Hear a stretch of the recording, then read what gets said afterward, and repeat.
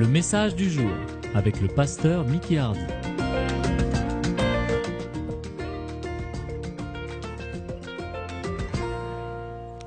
Ce matin, je voudrais vous partager un petit peu l'expérience du peuple d'Israël depuis la sortie d'Égypte jusqu'à l'entrée dans la terre promise.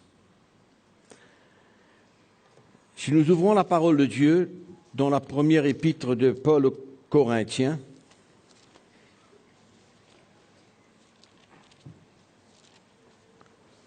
au chapitre 10.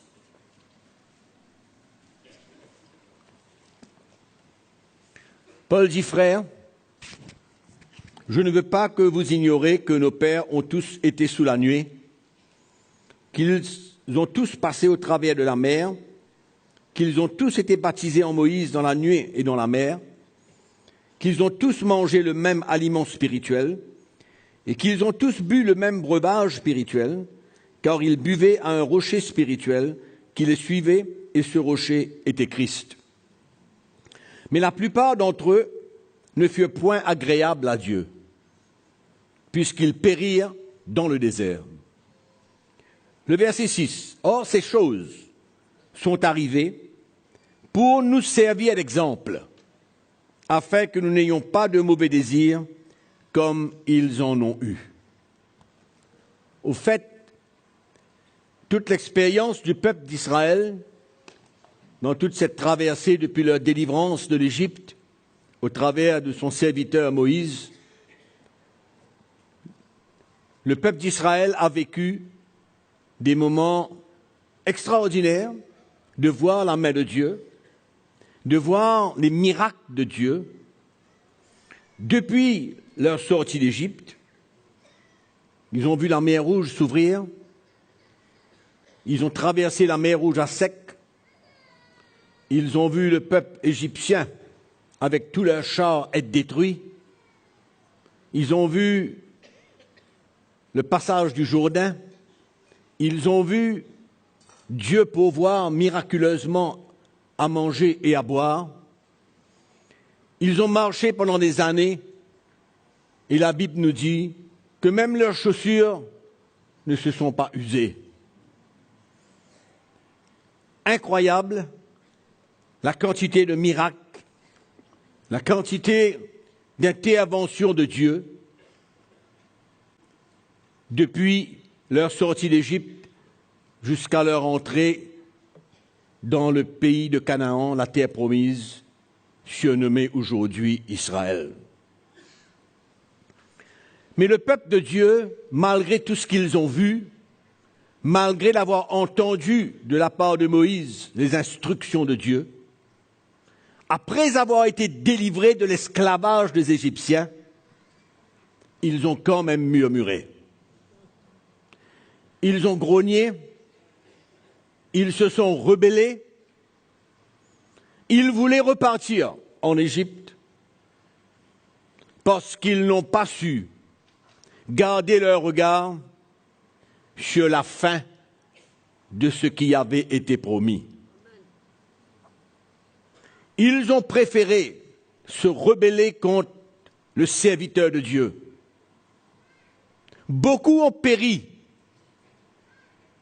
n'ont pas vu le pays de Canaan, la terre promise, malgré que cela avait été préparé pour eux d'avance.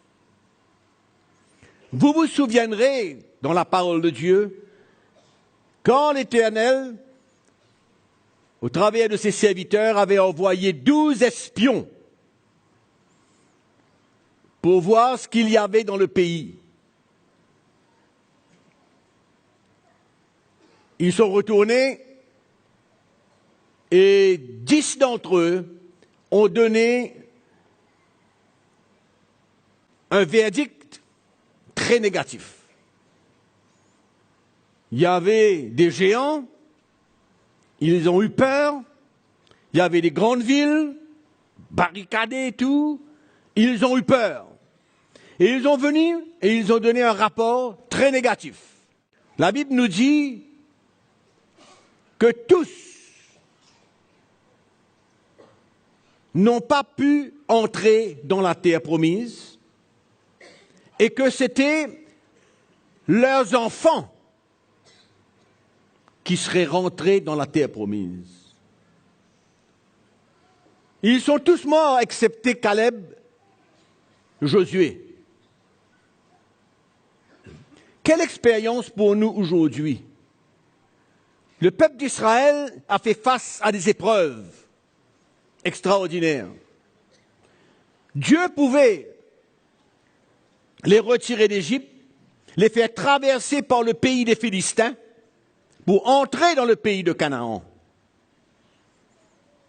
Mais Dieu n'a pas voulu ainsi, parce que Dieu ne voulait pas qu'ils se repentent pour repartir en Égypte. Malgré tout, il voulait repartir, parce que la vie était trop dure. Les épreuves étaient trop dures. Ils voulaient repartir manger de la viande et des concombres. Mais Dieu leur a donné de la manne à manger. Ils ont bu, mais l'eau était amère. Et Dieu leur a pourvu à travers un rocher. Mais le peuple d'Israël, au travers de ces expériences, se sont rebellés. Et la fin de l'histoire du peuple d'Israël, pour tous ceux qui ont quitté l'Égypte, c'est qu'ils n'ont pas pu entrer dans le pays de Canaan. Pourtant, cela a été promis par Dieu. Et comme quoi, nous, les chrétiens, puisque la Bible nous dit que cela doit nous servir d'exemple, combien de fois, nous, les chrétiens, nous perdons de vue ce que Dieu a en réserve pour nous, et qu'au travers des épreuves et des difficultés de la vie, nous avons une tendance de perdre de vue tout ce qu'il y a devant nous. La fin de la course. C'est comme les athlètes qui courent dans un stade.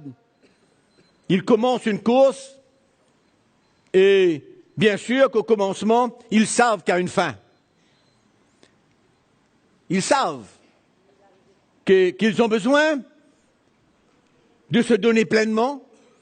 C'est dur, c'est difficile, c'est un sacrifice, mais ils gardent en vue la ligne d'arrivée. Mais les chrétiens, souvent, n'arrivent pas à garder leur regard sur la promesse. Et ils murmurent, ne sont pas contents, ne comprennent pas, n'acceptent pas, trouvent trop dur, trouvent que le chemin de la croix n'est pas pour eux, trouvent des excuses, des justifications pour ne pas obéir, ne pas se soumettre, parce que dans leur cœur, ils ont perdu de vue ce qui les attend devant. Et combien rétrogrades, combien qui ont commencé, qui avaient un bon témoignage, et aujourd'hui leur témoignage ne glorifie pas le Seigneur, de par leur vie, parce qu'ils refusent de prendre le chemin de la croix. Ils refusent de se laisser briser par Dieu. Ils refusent la formation que Dieu veut emmener dans leur vie, afin qu'ils puissent transporter la vie du Seigneur, qu'ils puissent être un témoignage, que Jésus puisse être glorifié. Si Dieu prépare des choses pour nous, c'est afin qu'il soit glorifié par notre vie, afin que son nom soit glorifié. Tout ce que Dieu veut que nous fassions aujourd'hui, qu'importe l'épreuve, la difficulté, la persécution, l'opposition, les temps durs, les temps de famine, les temps de manquement, le temps de souffrance, le temps d'affliction, les temps d'épreuve. Qu'importe, Dieu a un plan. Après tout cela, il y a une fin. Mais combien de chrétiens n'acceptent pas et ont la difficulté comme le peuple d'Israël? Comme le peuple d'Israël. Ils ont perdu de vue la terre promise, le lieu où coule le lait et le miel. Hein? Sortir sous l'esclavage des Égyptiens, battus, esclaves des Égyptiens. Dieu les délivre. Et au milieu du parcours, ils se rebellent, ils murmurent, ils grognent, ils se révoltent. Ils veulent retourner en arrière. C'est incroyable quand même. Hein? Mais il y a des chrétiens, même aujourd'hui, qui commencent la course bien et qui repartent là où ils ont été délivrés. Ils repartent. C'est comme le chien qui retourne à son vomi, la Bible nous dit. C'est comme ça. Et dans ces derniers jours, Dieu ne cesse de nous avertir des dangers. Dieu ne cesse pas de nous mettre en garde contre les choses qui vont se passer, contre les tentations qui vont tomber sur le monde pour nous protéger. Pour nous protéger. Et retournons dans 1 Corinthiens chapitre 10.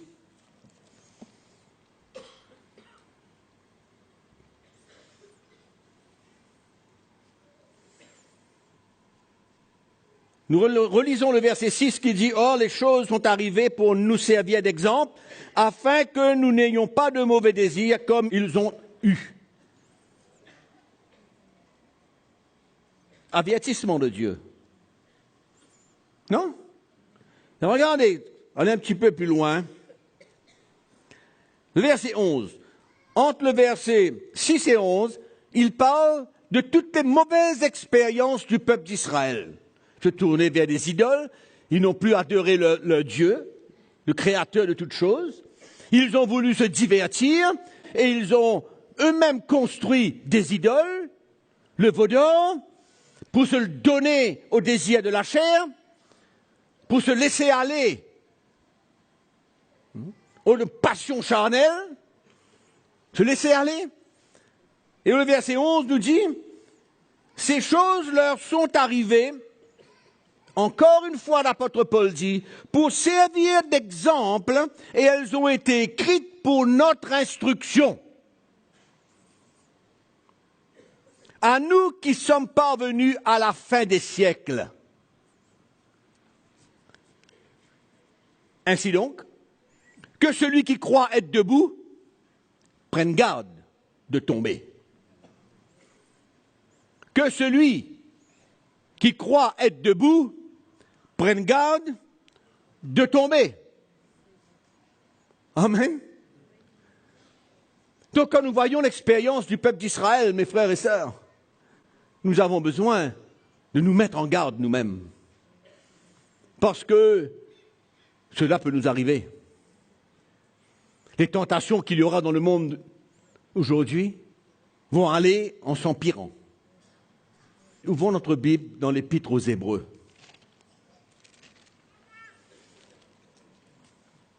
Qu'est-ce qui s'est passé à ces Juifs convertis? Des Juifs convertis à Jésus-Christ. Ils ont quitté le judaïsme parce qu'ils ont reconnu Jésus comme leur sauveur et leur Seigneur. Ils ont bien commencé la course. Quelle était la promesse que Dieu leur avait donnée?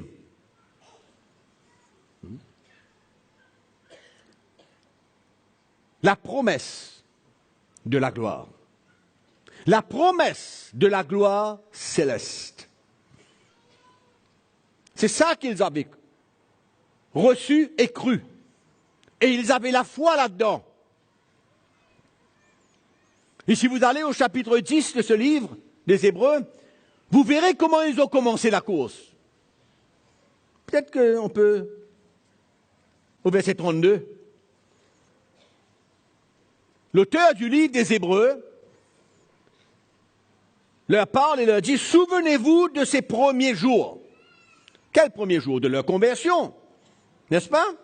Le premier jour de leur conversion, l'excitation, la foi, le zèle qui les animait. Et écoutez ce qu'ils faisaient.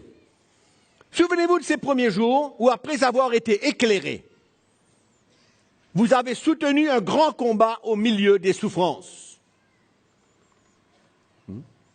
Vous avez mené un grand combat au milieu des souffrances. En d'autres mots, les épreuves de la vie ne les ont pas arrêtés. Ils ont expérimenté cela, toutes ces épreuves, mais ils n'ont pas flanché. D'une part, exposés comme en spectacle aux opprobes et aux afflictions. Regardez comme les chrétiens, ces Hébreux, depuis le jour où ils ont été éclairés, qu'est-ce qu'ils ont accepté de vivre? C'est comme nous, on doit accepter. Quand on marche sur nous, on accepte. Quand on nous persécute, on accepte. Quand nous vivons des moments d'affliction, on accepte. On relâche, on pardonne. On garde notre cœur pur. On ne permet pas à l'amertume de venir notre cœur, de venir en nous parce que nous vivons des moments difficiles. Qui a dit que la chrétienté était des moments que glorieux, que paisibles, que joyeux? Non, la chrétienté est une course de détermination. La Bible nous dit que c'est avec foi et la persévérance que nous allons obtenir des promesses. Ce que je viens de vous citer sort du livre des Hébreux. Et l'auteur voulait les encourager. Et il a dit, voilà comment vous viviez au début, après avoir été éclairés. Lorsque vous vous êtes convertis à Christ, lorsque vous avez compris ce que Jésus a fait pour vous à la croix. Et pour les Juifs, ils trouvaient la justification par les œuvres de la loi. Mais ils ont été éclairés et ils ont vu que la justification venait par la foi en Jésus. Et ils se sont donnés à Christ. Ils ont abandonné le judaïsme pour marcher avec Jésus, pour le suivre. Et ils avaient compris la marche chrétienne, qu'elle n'était pas facile. Ils avaient persévéré. Je relis. Après avoir été éclairés, vous avez soutenu un grand combat au milieu des souffrances. Amen. Quand vous marchez avec Jésus, on ne va pas vous taper sur le dos toute la journée pour vous féliciter. Loin de là. Non. Non. On vous écrasera plutôt. On vous persécutera pour votre foi plutôt. C'est comme Jésus a dit, s'ils m'ont persécuté, ils vous persécuteront aussi. Le serviteur n'est pas plus grand que le maître. Quel chrétien qui veut marcher avec Jésus et ne pas vivre l'opposition, la persécution, les afflictions, de ne pas s'identifier aux souffrances de Christ? On ne parle pas de religion, non. On ne parle pas d'un système, je ne critique pas, mais on ne parle pas d'aller faire des œuvres pour essayer de gagner notre pardon. Non, tout ça c'est dans le vide. Et ces Juifs qui étaient donnés au judaïsme avaient été éclairés. Ils avaient été éclairés, mais malheureusement, sur leur parcours, il y avait des hommes qui sont venus pour leur dire « Ne vous inquiétez pas, vous pouvez retourner au judaïsme, retourner aux œuvres de la loi. » Et quand vous retournez aux œuvres de la loi, vous vous cachez derrière la loi. Et vous n'êtes plus prêts à vous identifier avec Christ. Et c'est ça que l'auteur des Hébreux est en train de leur dire. Rappelez-vous de votre conversion. Rappelez-vous de l'état de cœur qui vous animait. après avoir été éclairés. Ils ont soutenu un grand combat au milieu des souffrances, d'une part, exposés comme en spectacle. Hein? Il y a beaucoup d'entre nous qui ont été exposés en spectacle. Hein? Ah oui. Mais ça fait partie de la route pour certains. Ça fait partie du chemin pour certains. C'est un honneur. C'est un honneur. Amen. Et s'il faut repasser, on repasse. Gloire à Dieu. Parce qu'on comprend le plan, on comprend la volonté de Dieu. On comprend pourquoi on vit. On ne vit pas pour ce monde, on vit pour la promesse de la gloire céleste. Voilà pourquoi on vit. Et on est prêt à se laisser marcher dessus, écraser et garder un cœur pur. Et il dit, exposé comme un spectacle aux opprobres et aux afflictions, et de l'autre côté, vous étiez prêts à vous associer à ceux dont la position était la même. C'est-à-dire que quand ceux qui marchaient avec Christ étaient persécutés, opposés et passaient par des moments d'épreuve et de difficultés, ils étaient un avec eux. Ils ne se dissociaient pas. Non, ils n'avaient pas peur de s'identifier. Ils étaient prêts. Je parle de la chrétienté, je ne parle pas de religion. Je ne parle pas d'un système. Non, je ne parle pas de tradition. Je parle de suivre Jésus-Christ. Je parle d'être un serviteur. Je parle d'être un disciple de Christ. Pas de compromis. C'est pourquoi le Seigneur veut nous détacher du monde, de son système, de tout ce qui veut s'accaparer de nous, de tout ce qui peut faire vivre en nous les passions et les désirs de la chair. Ça, c'est le système. Ça, c'est le système de ce monde. C'est le système. Vous associant à ceux dont la position était la même. Ceux qui marchaient devant eux. Ceux qui leur enseignaient l'Évangile. Là où ils allaient à la source pour être enseignés, pour leur montrer la vraie vie chrétienne, le vrai chemin que le chrétien, sur lequel il doit marcher. Ils étaient prêts. Bouillants. Bouillants. Moi, je vais vous dire ce matin, rappelez-vous du jour de votre conversion. Rappelez-vous du jour où vous avez reçu le pardon de vos péchés. Rappelez-vous du jour où vous avez eu cette paix, cette joie intérieure, parce que vous avez donné votre vie à Christ. Et que depuis ce jour qu'il vit en vous, qu'il habite en vous, comme la parole de Dieu nous enseigne. Hein? Rappelez-vous, souvenez-vous de ces premiers jours. Qu'est-ce que vous étiez prêts de faire? Hein? Où est le zèle? Où est la passion pour Christ? La passion de partager l'Évangile.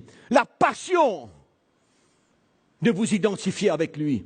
Pas la peur, pas la crainte, pas la timidité, pas la fuite. Non.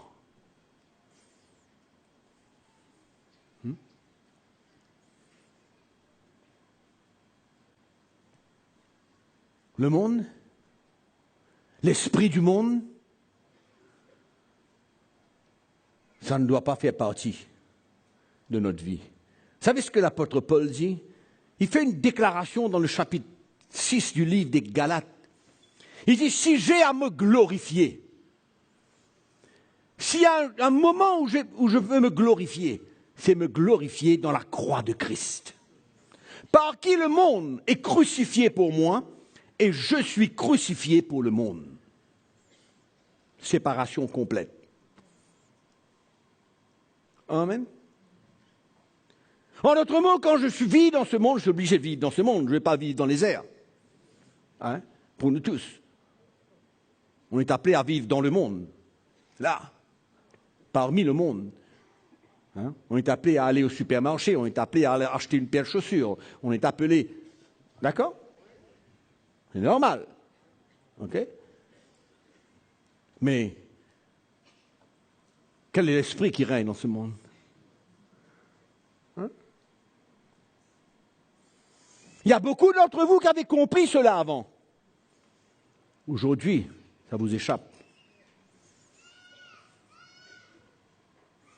Il y a beaucoup d'entre vous qui étaient prêts à perdre votre vie pour ça. Ah oui? Une passion, une détermination, un zèle, une position. Positionné dans l'esprit. À qui j'appartiens sans avoir honte. Hein?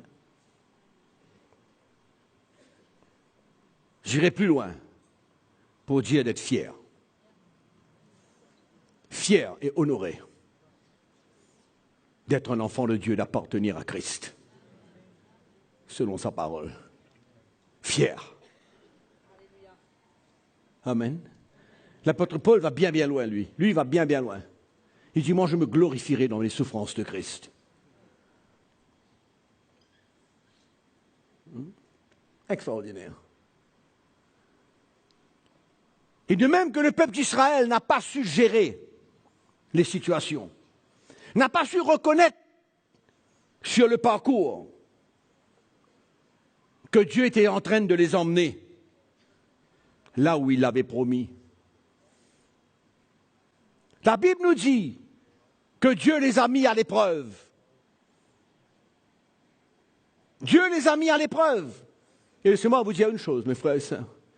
Si vous voulez marcher avec Christ, votre foi sera éprouvée. Oui. Et vos réactions, la manière que vous allez vivre cette chose, cette épreuve, va vous montrer vous-même où vous êtes. Oui, vous-même. Parce que Dieu, il connaît déjà. Il connaît déjà nos cœurs, il connaît les désirs de nos cœurs, il connaît la motivation de notre cœur, il connaît tout. Hein? Vous êtes assis là, il connaît tout. Il nous connaît comme parfaitement. Hein? Et quand on traverse ces moments d'épreuve, c'est là où nous allons voir nous-mêmes où on est. Et c'est ça qui est merveilleux. Parce que dans notre imperfection, dans notre faiblesse, dans nos manquements, hein, on n'est pas arrivé encore. Mais on voit ce que Dieu veut faire dans notre vie et où il veut nous emmener. C'est cette attitude d'humilité, c'est cette attitude de brisement qu'il doit avoir dans notre cœur. Parce que même que nous avons failli, même qu'on a passé à côté, si cette attitude demeure dans notre cœur, on va avancer avec lui. Il va nous former.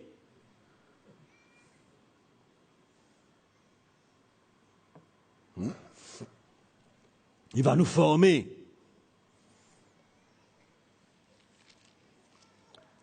Hébreux chapitre 3. On va y arriver, hein?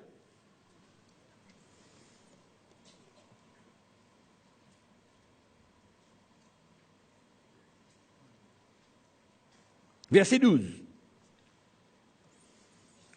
Là, l'auteur des Hébreux parle aux Hébreux dans cet état de faiblesse, dans cet état d'abandon. Hein? Il dit, prenez garde, frères, que quelqu'un de vous n'ait un cœur mauvais et incrédule, au point de se détourner du Dieu vivant. Comme quoi il y a une possibilité de se détourner du Dieu vivant. Oui ou non? Hein? C'est ce que l'auteur est en train de nous dire.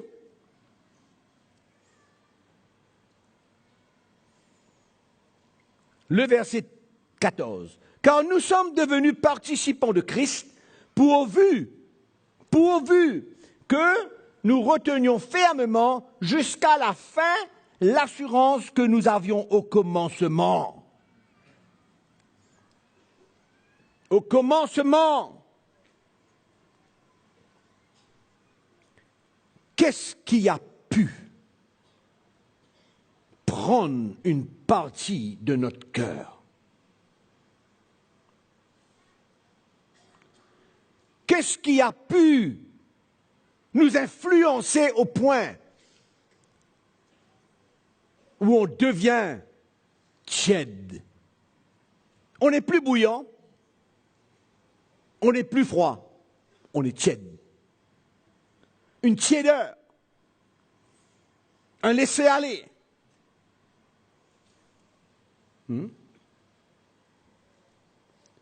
Mes frères et sœurs, juste faites attention de ne pas se cacher derrière la grâce de Dieu. Il faut faire attention de ne pas se cacher derrière la grâce de Dieu. Ça, c'est une vraie tromperie, une vraie séduction.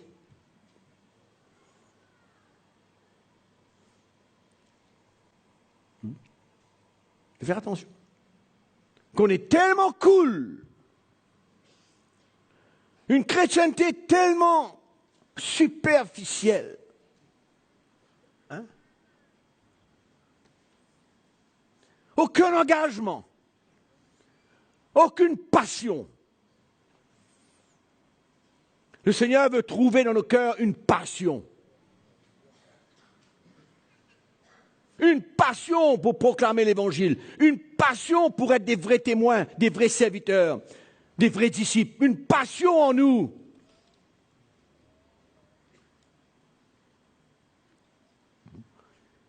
Comme quoi cela devrait être la vision de nous tous. A-t-on perdu de vue? A-t-on perdu de vue le but de notre course? Hein? Comme eux? Perdu? Hein? Perdu la foi? C'est ça que la parole de Dieu nous dit. Perdu de vue l'espérance de la promesse de la gloire. Perdu de vue. Pourquoi ils vivaient alors? C'est pourquoi ils étaient prêts à compromettre. Ils étaient prêts à avoir une vie facile, plaisante, confortable, compromise avec le monde, avec le système, attachés avec le monde. Et il nous dit, pourvu que nous retenions fermement jusqu'à la fin l'assurance que nous avions au commencement.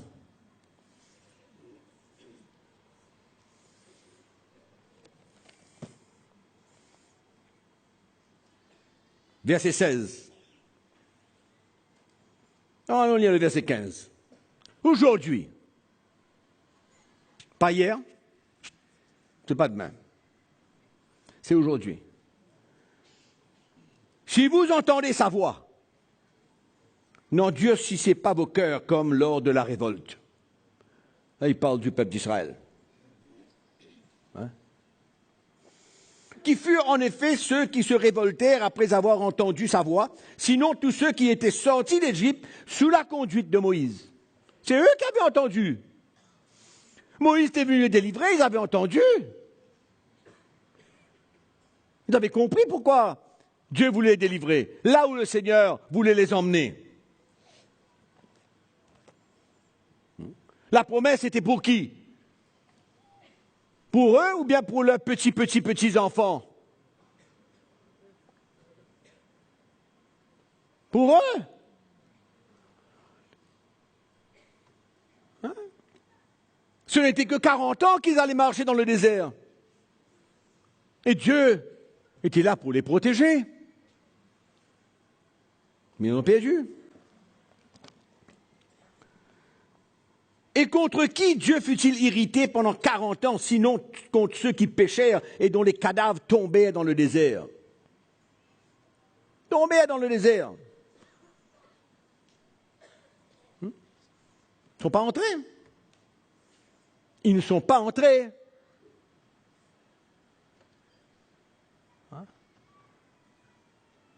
Et quand ils se révoltèrent contre Moïse, qu'est-ce qu'ils ont dit à Moïse? Concernant leurs enfants. Il dit, tu vas nous laisser là, dans ce pays-là, tu vas nous laisser là, avec tout ce que nous traversons, tout ce que nous sommes en train de vivre, tu veux tuer nos enfants ou quoi? Et par la suite, Dieu leur a dit, ah ben vous n'entrerez pas vous, mais vos enfants vont rentrer. Vous n'allez pas rentrer vous, mais vos enfants vont rentrer. Vous avez cru que Dieu voulait faire du mal à vos enfants. Ben non, ce sont eux qui vont entrer dans Canaan, dans la terre promise. Et ce sont eux qui sont entrés.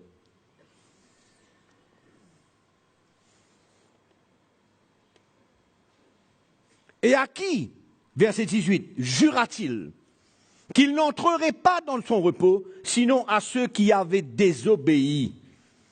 Aussi, voyons-nous qu'ils ne purent y entrer à cause de leur incrédulité. Désobéissance, incrédulité, hein? C'est quoi l'incrédulité? C'est la perte de la foi, c'est la perte de vue de la promesse qui nous attend. Perte de vue. En d'autres mots, qu'est-ce qu'on veut faire? On veut vivre notre vie à notre manière. On veut garder et préserver notre vie. On ne veut pas la donner au Seigneur. On préfère vivre une petite vie de religion, une petite chrétienté de religion. Tu crois dans le Seigneur? Oui, c'est bien, pas de problème. Mais c'est tout. Ma question est la suivante. Est-ce que tu vas terminer la course? C'est ça la question. Est-ce que tu vas terminer la course ou non? Est-ce qu'en route, à travers une situation, une épreuve, tu vas te rebeller? Hein? Tu vas t'opposer?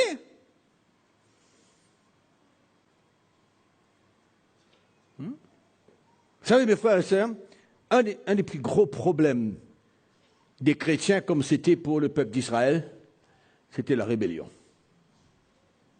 La rébellion. Se rebeller, s'opposer, avoir un cœur qui s'endurcit. La rébellion contre Dieu. Ouais. Ne sont-ils pas rebellés contre Moïse? Hein? Ils sont rebellés contre Moïse. Contre celui envoyé par Dieu pour les délivrer. Et vous savez combien de chrétiens il y a comme ça? Vous savez combien de chrétiens il y a comme ça? Hein?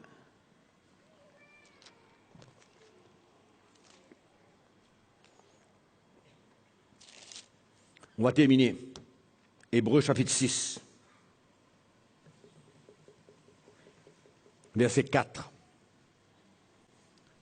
On termine en étant un petit peu plus sérieux.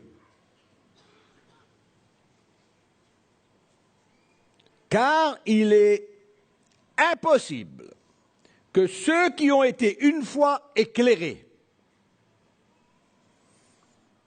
qui ont goûté le don céleste, qui ont eu part au Saint-Esprit, qui ont goûté la bonne parole de Dieu et les puissances du siècle à venir,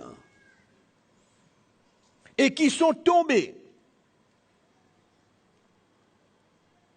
Le mot tomber ici ne veut pas dire simplement faire une erreur, faire une faute.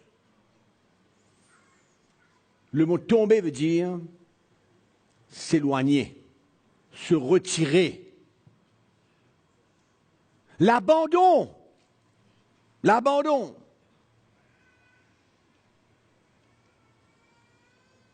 Perdre la foi.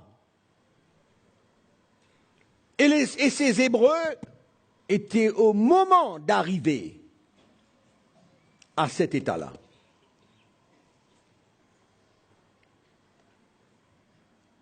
Soit encore renouvelés et emmenés à la repentance, puisqu'ils crucifient pour leur part le Fils de Dieu et l'exposent à l'ignominie. Sérieux, n'est-ce pas? Ah ben, nous tous qui sommes là, nous sommes venus à l'église ce matin. Frère Mickey, il n'y a aucune question pour moi d'être comme ça. Ah ben non. Ah frère Mickey, moi je viens à l'église, moi, ben, je crois, je suis là, mais qu'est-ce que tu racontes, toi? Tu es peut-être bien aujourd'hui, mais est-ce que tu vas garder le même cœur, la même attitude jusqu'à la fin, à travers des situations, à travers des moments durs et difficiles, ou alors est-ce qu'il y a une possibilité que dans ton cœur tu te rebelles et que dans ton cœur tu gardes des choses jusqu'au moment où tu t'éloignes et que tu repartes là où tu es sorti. C'est exactement le cas de ce livre. La raison pourquoi l'auteur a écrit ça, c'était exactement là, ce que je suis en train de lire là. Tu es bien là maintenant? Tu es cool? Tu es un petit peu en deux eaux? Ça va? J'ai pas encore perdu la foi? Non? Mais moi je vais vous dire une chose ce matin. Je n'ai pas envie de vous menacer, non. Mais je prie que le Saint-Esprit emmène une conviction dans notre cœur pour comprendre la réalité de ce que Dieu nous appelle à vivre. Je connais des chrétiens qui ont aimé Jésus, qui ont servi Jésus, qui ont prêché l'évangile de Jésus, qui ont été plus zélés que peut-être la moitié de nous tous ensemble. Aujourd'hui, ils ont renié la foi. Renier la foi. Vous dites comment ça peut se passer ça? Mais qu'est-ce qui est écrit dans la Bible dans les derniers temps? Qu'est-ce que c'est que l'apostasie? C'est quoi l'apostasie si ce n'est pas renier le Fils de Dieu? C'est quoi l'apostasie? Il parle d'un grand nombre. C'est pourquoi on vous met en garde, c'est pourquoi c'est un temps de nous mettre en garde, c'est un temps de savoir qu'est-ce qu'on veut faire de notre vie. C'est un temps pour s'équiper, c'est un temps pour s'affermir, c'est un temps pour se débarrasser des choses qui nous accaparent, qui nous enveloppent si facilement. C'est un temps de faire une coupure avec le monde et son système. Il faut payer le prix.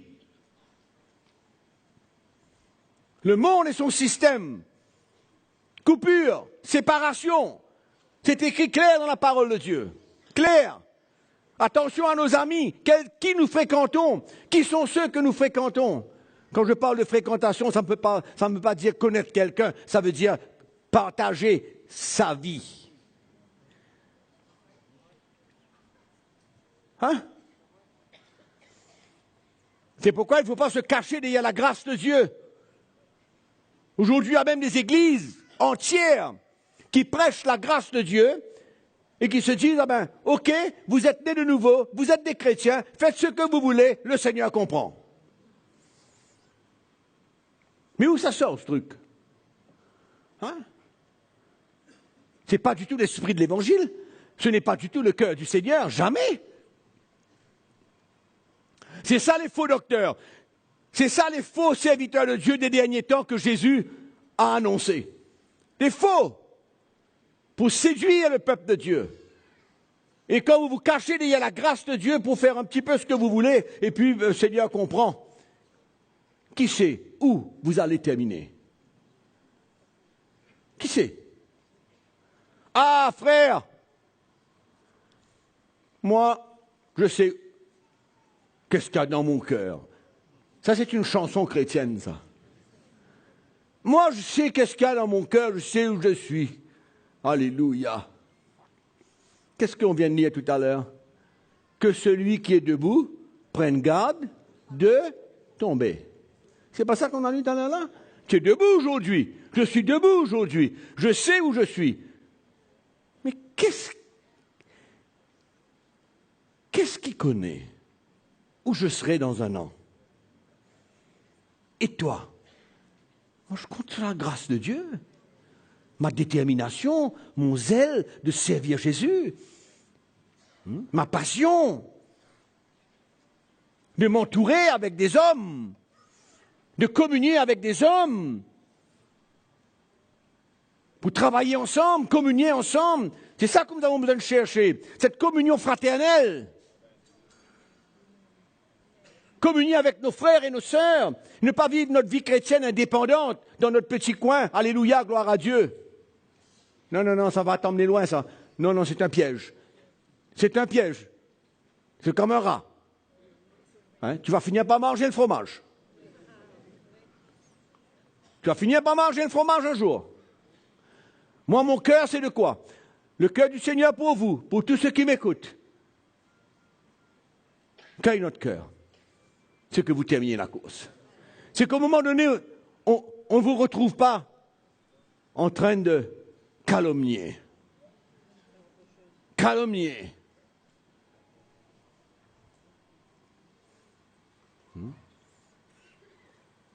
C'est un temps d'avertissement. D'avertissement. Vous-même, vous connaissez des chrétiens qui étaient là, qui ne sont plus. Oui, non. C'est vrai ou c'est pas vrai? Mais alors? Pareil. La communion fraternelle. Je répète encore la parole de Dieu, je répète encore la prière, je répète encore notre communion avec le Seigneur. Oui, notre protection.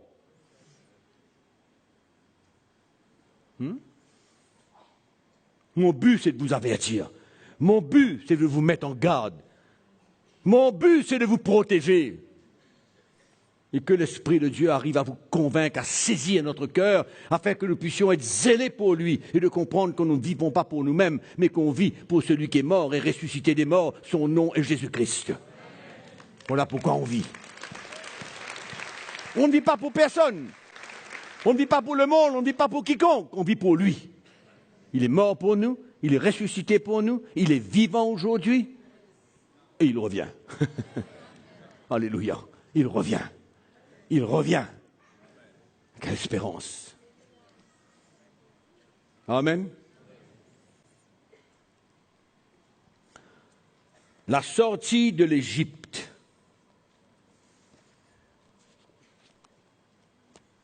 La marche vers Canaan. Avec toutes les embûches, un chemin rocailleux, avec tout ce qu'on peut faire face. On a besoin de s'affermir et de ne pas garder quoi que ce soit sur notre cœur. Il y a des gens il y a certains chrétiens qui viennent dans mon bureau et qui me disent, frère Mickey, pardonnez-moi. Je dis, mais moi je n'ai rien, moi. Moi, de toutes les manières, qu'importe ce que vous faites, ma première chose dans mon cœur, c'est de vous relâcher et vous pardonner. Vous n'avez pas besoin de me demander quoi que ce soit. Je ne veux pas permettre qu'il y ait quoi que ce soit dans mon cœur contre n'importe qui. Accuse, dis ce que tu veux.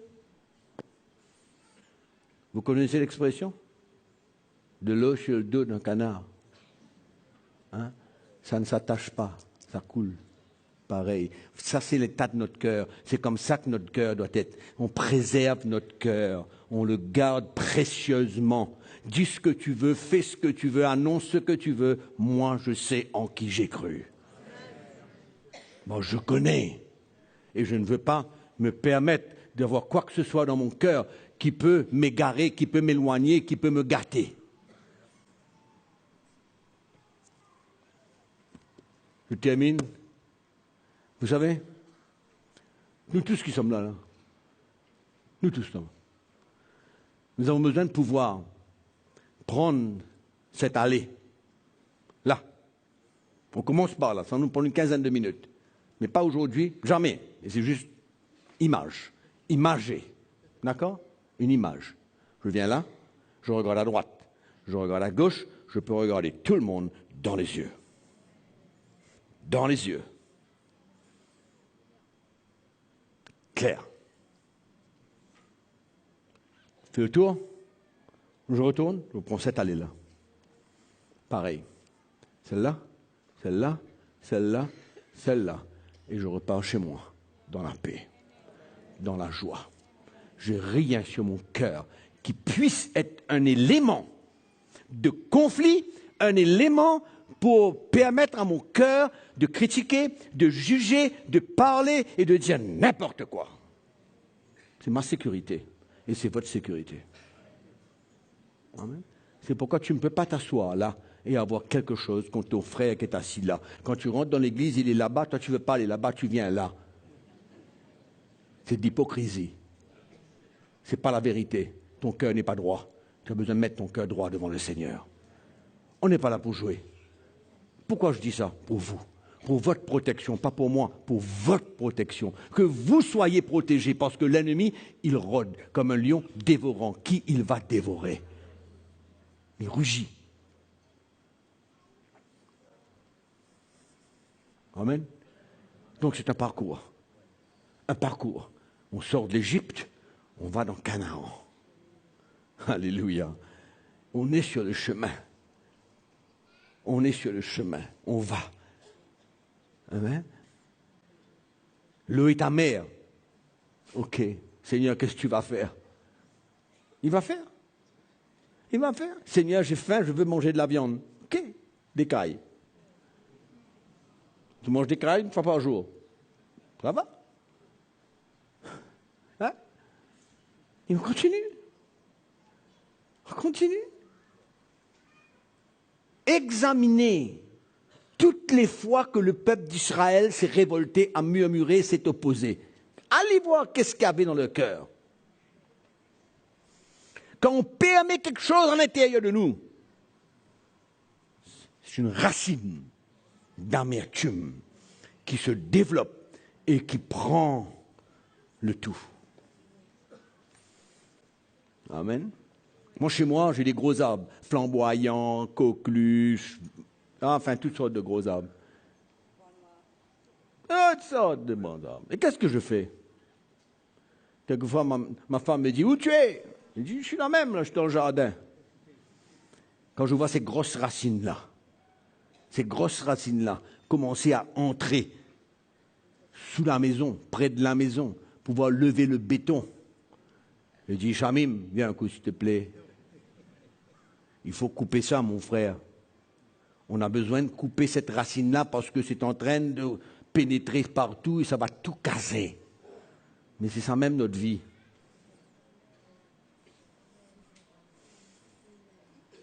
Et les racines, c'est pas sur la terre, elles sont sous la terre. On ne les voit pas, il faut les découvrir. Et pour nous, il y a un seul qui connaît découvrir qu'est-ce qu'il y a dans notre cœur. C'est le Seigneur lui-même. Amen. Eh, mes frères, il faut arrêter de jouer. Il faut retrouver dans nos cœurs cette passion. Cette passion. Parce que ce n'est que pour un temps. Paul dit les diverses épreuves à laquelle nous devons faire face ne sont pas comparables à la gloire qui est à venir. Alléluia. Amen. Il n'y a que des paroles d'encouragement dans la parole de Dieu. C'est pourquoi vous avez besoin de le prendre et le manger, comme la manne. Lisez, regardez, instruisez-vous. Cherchez un encouragement, cherchez une parole là-dedans. Cherchez le Seigneur. Alléluia. Amen. Vous êtes d'accord? Alors avant de sortir d'ici, là, si vous avez un frère là-bas, par là, vous êtes par là, il y a un problème, traversez tout, allez. Et vous, pareil, rendez-vous là. au milieu. Amen. Des choses simples de la vie chrétienne. Simple. Allez, levez-vous, on va prier le Seigneur. Merci de nous avoir suivis. À bientôt.